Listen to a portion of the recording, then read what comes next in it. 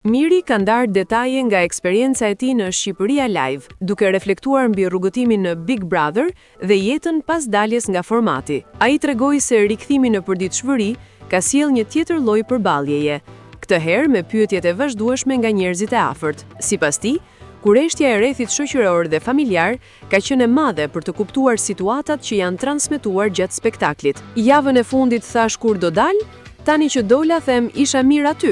I pyetur për deklaratat e Ilir Vrenozit, Miri sqaroi se nuk ka pasur asnjë përplasje reale me Mirin, duke theksuar se situata është keq interpretuar. Nuk e kam parë fare këtë video, ma kanë quar shumë njerëz, ata që më duan dhe ata që nuk më duan.